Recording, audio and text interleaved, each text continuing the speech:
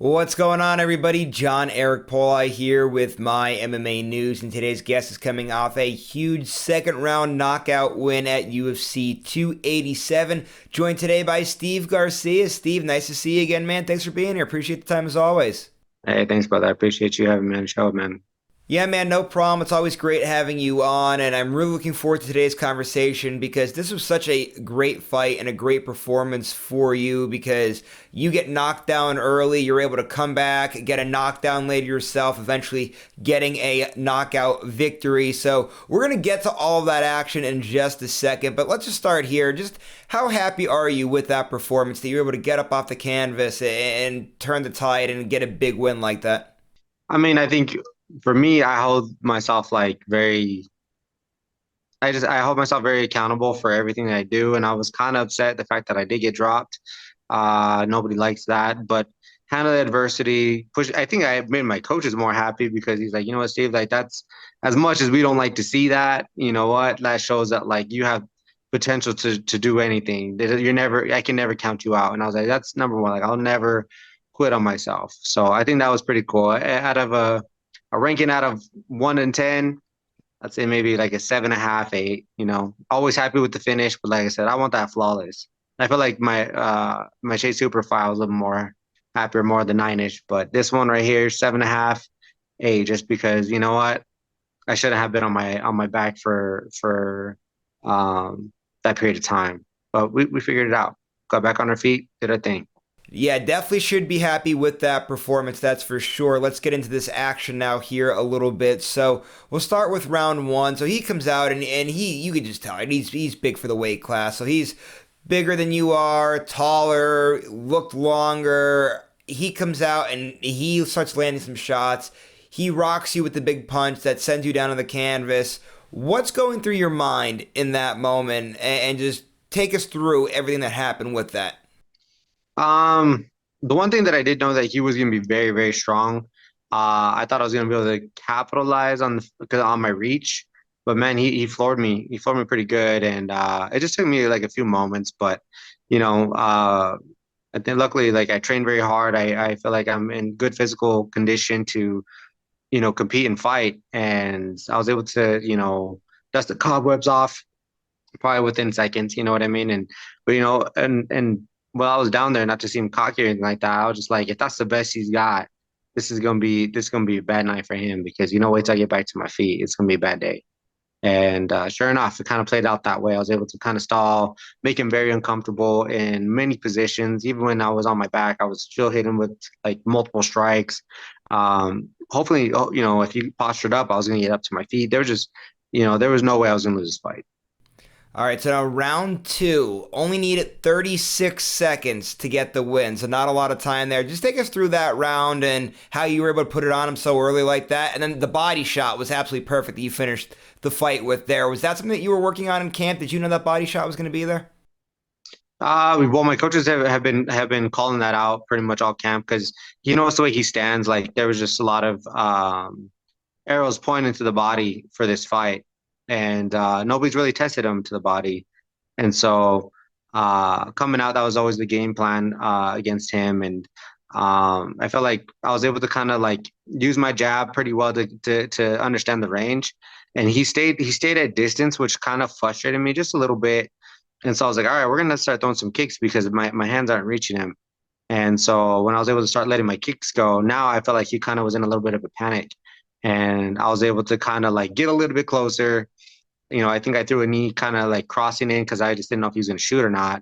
Sure enough, it kind of clipped like the chest. I was able to let a couple shots go that really hurt him, leading to obviously the clinch.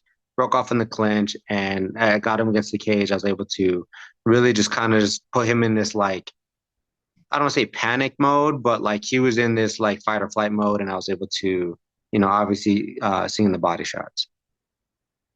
So we talked a little bit off air about this. You didn't get a performance bonus, which is a little upsetting. But you told me, right, that's out of your control. But obviously, still very happy with that performance there from UFC 287. We spoke at your last fight. You got the win over Chase Hooper, who the UFC has been pushing really hard. That's another big win. This gives you now wins in three of your last four fights. What's been clicking in the stretch for you, man? It seems like you're really starting to come into your own here. Yeah, man. The only thing that I kind of can like honestly say is I stopped trying to be a UFC fighter. I'm already one. You know what I mean? Like, there's nothing. I like literally I can't say it any other way. Like, I'm just gonna be me. And what I mean by that is like Thursday, the day before weigh-ins, me and my dad we went and played 18 holes. You know what I mean? I love playing golf, man. Like I'm hooked. So we went and played 18 holes, and um I'm not rocking like all the UFC gear and stuff like that. I took it very seriously when I joined the organization because I never worn anything UFC in my whole entire life because I felt like you had to earn that. And when I made it, I felt like, all right, I'm gonna wear it because I've waited all these years to wear it. You know what I mean? And now I felt like the second wave kind of coming into things is just like, all right, see, like let's just be who we are. Um, and I really feel like that might have something to do with it. I could be wrong, I don't know, but I just work my butt off in the gym. I look up to my coaches and ask them for their guidance. I'm a strong believer. I believe in God, and I believe He's just going to lead the direction as long as I allow Him to. And so far, it's working out for us, man. So let's just keep going, man. Let's keep trucking. We definitely deserve to be here, man, and it's been a few great performances now for you here. We're looking forward to seeing what's next for you. So let's go to that now. What is next? Do you have an opponent in mind, a time frame in mind, or are you just gonna kind of play everything by ear here? We're just kind of gonna wing it, but I think there's some fun fights out there that I'm interested in. I think he's fighting this weekend, TJ Brown. I think that'd be a fun fight. Damien Jackson would be a fun fight. At some point, I think going into maybe like a ranked position, maybe someone like Alex Caceres would be a fun fight. Um, yeah, man, there's fun fights out there. You know what I mean? I'm pretty intrigued in those type of fights. Anytime I ever say I want to fight someone, it doesn't happen. So that's why I don't put much thought to it anymore. As far as like returning to the cage. My timeline, I've been kind of just telling people, just like, you know what? I have a cruise in September. I don't want it's for my wife. It's her birthday that month. So she sacrificed so much for me and I feel like I owe her that. So I wanted to make sure that like we did that. So anytime before that, maybe August, July, late July, August would be fine for me, or I'd have to wait till after September. So um that's what I'm doing. I'm thinking, man. Where are you guys cruising to? So we got married I haven't got married, but we did our honeymoon in the Bahamas. So we're actually taking a cruise to the Bahamas and to a couple of different stops. But we're going down that way just to kind of just, visit again. We love that place so much. I enjoyed it, a lot. And she was pregnant on our honeymoon, so like it'll be nice to kind of go there and then not, have to worry about any problem, not problems, but things like that, concerns. Yeah, well, it's a vacation well deserved, that's for sure. I do want to get back into the fight game here just for a sec before we start wrapping things up here. I know the last time that we spoke, we talked a little bit about you training down at Jackson Wink and how great the coaches are down there. You've mentioned that a few times throughout today's interview as well. But if I heard this right on the UFC broadcast, they said your father's in your corner as well. Is that right? Yeah, he's been in my corner my whole career. Yeah. What's that like? It's funny because I always say like with your parents you're able to kind of be a little bit I don't want to say nasty, but you don't have a problem like if you're in a bad mood, kind of giving them a slight dig or anything like that. What's it like having your dad in the corner? You guys ever get into it, butt heads, or is it all good when you're in the corner? All the time, all the time. But there's no one else that looks out for me like my dad.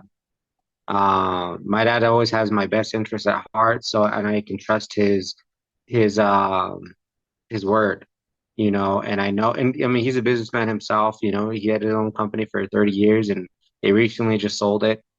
him and my uncle. So they understand the business world. They understand a lot of different things. And then on top of that, my dad went and got certified to be a strength conditioning coach. So he went through the audit system. He went through like a couple different systems. Um, just because honestly, he really tried to turn me away from fighting. He used to be like, Steve, no, you're gonna be a doctor. You're gonna be, something else, some lawyer. And I'm like, no, I'm gonna be a fighter, Dad. Sorry. And he's like, well, if I can't stop you from doing it, then I'm gonna help you try to do it. And he's done that. So I'm very blessed to have a dad like him. We normally get along. We go play golf all the time, and he gets me tired on Mondays and Wednesdays. For strength and conditioning, and we have a pretty good relationship. But he's my dad. We do bump heads, and it does happen. But at the end of the day, like it's nothing that like it's ever going to affect our relationship. And like I said, I'm blessed to have him. Great stuff there, man. It's great that you guys had that relationship like that. I guess just one last thing then today before we wrap things up. I got to ask you about the main event from UFC 287. I don't know if you were still in the arena or not. You might have been gone back, but I'm sure you probably watched it. Just what do you think of Israel Adesanya's performance there? It was something special there for him, that's for sure. Yeah, man, it was electrifying. So like after my fight, so this was actually my first event that my wife was able to join or go to, because they don't let anybody go to the Apex. So they gave us like 4 tickets. So we were able to join them. It was my brother and my wife. And so me and my dad went to back to the hotel, changed, and then we came right back to the arena and we watched the whole entire event. It was awesome, man. It was electrifying. She was thrilled. It was her first time ever. Obviously, we got the win, so we were all in good spirits. And then, obviously, like there was some really good fights. And then Adesanya, went out there and he did what I thought he would do. If I was allowed to bet, I was gonna bet on him. You know what I mean? Uh, I'm sorry, he's just too good, too talented to go for to 0-4. I'm sorry, it wasn't gonna happen. I was like, you know what? Adesanya is one, he's too technical, he's too good, he understands the game better than most, and there's no way that he's gonna lose for the fourth time. And it happened, man. It happened, and I'm happy for him. I don't know the guy on a personal level, but he's definitely someone who I love to watch fight. I even think I quoted him in my fight, and it was a moment, man. I'm happy for him, and I was happy to be part of it. Great stuff today, man. Really appreciate the time as always. Last thing before you head out, social media, so people know where to follow you at. You have any management, sponsorships, anything like that you got to plug? Take it away. Yeah, man, absolutely. Obviously, the big one's always Instagram. Just hit me up on Machine 505. I will be on there. You guys can follow, just the day-to-day stuff or things that I post.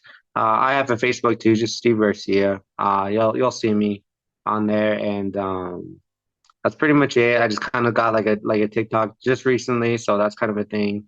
But yeah, man, just follow me. I love it, appreciate it. I love the fans. And then on top of that, I just want to shout out to God. Always give God His glory, give Him His praise. Um, my management team, Iridium Sports Management with Jacob Parga and my man Jason House. They do a phenomenal job over there. My coaches, Greg Jackson and Mike Winklejohn. You guys are awesome. My dad, strength and conditioning coach, along with my buddy Bowie Bada. He's awesome, man. They're all masterminds behind what I do. My wife, and then my 2 children. You guys are amazing. The list goes on. I love you guys, my fans. You guys are all awesome.